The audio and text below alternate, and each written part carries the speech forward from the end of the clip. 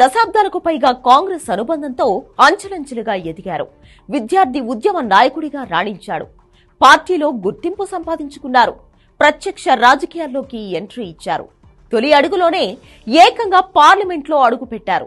సొంత పార్టీ ఎంపీలే కుళ్లుకునేలా ఉమ్మడి ఆంధ్రప్రదేశ్ కాంగ్రెస్ ఎంపీల కన్వీనర్ గా పనిచేశారు.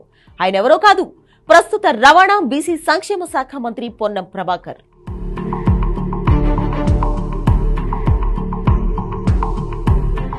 పొన్నం ప్రభాకర్ కు కాంగ్రెస్ పార్టీతో 35 ఏళ్లకు పైగా అనుబంధం ఉంది. ఇంతింతై వటుడింతై అన్నట్లు కాంగ్రెస్ పార్టీలో తెలంగాణ రాజకీయాల్లో ఎదిగారు.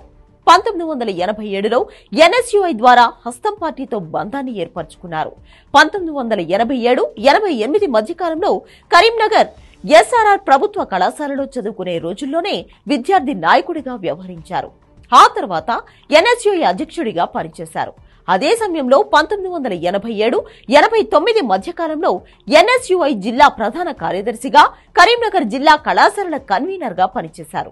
1989-91 మధ్యకాలంలో ఎన్ఎస్యుఐ రాష్ట్ర కార్యదర్శిగా ఎన్నికయ్యారు.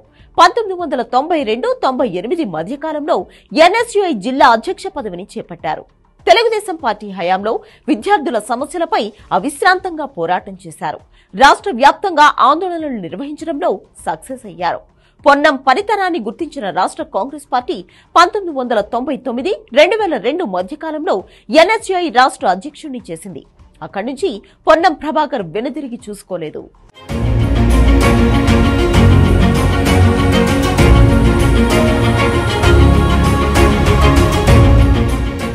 2002లో విద్యార్థి సంఘం నుంచి యువజన కాంగ్రెస్ లోకి ఎంట్రీ ఇచ్చాడు పొన్నం ప్రభాకర్. రాష్ట్ర యువజన కాంగ్రెస్ ప్రధాన కార్యదర్శిగా చురుగ్గా పనిచేశారు.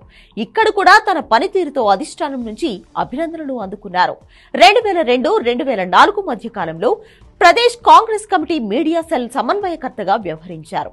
2004లో అసెంబ్లీ టికెట్ కోసం ప్రయత్నించినా రాలేదు. అలా అని కాంగ్రెస్ పై ఆగ్రహం వ్యక్తం చేయలేదు. పొన్నం ప్రభాకర్ పోరాటాలను, అంకిత భావాన్ని గుర్తించిన ఉమ్మడి ఆంధ్రప్రదేశ్ ముఖ్యమంత్రి రాజశేఖర్ రెడ్డి 2005లో ఏపీ మార్క్ఫెడ్ చైర్మన్ గా నియమించారు.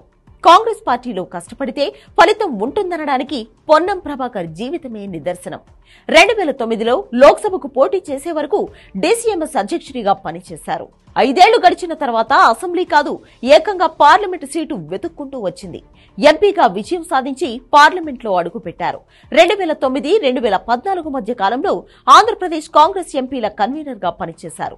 2009 లోక్సభ ఎన్నికల్లో కరీంనగర్ లోక్సభ నుంచి ఎంపీగా ఎన్నికైన అత్యంత పిన్న వయస్కుడు పొన్నం. ప్రత్యేక తెలంగాణ వచ్చిన తర్వాత ఎన్నికల్లో పోటీ చేసినా ఆయన్ను పరాజయాలే పలుకరించాయి.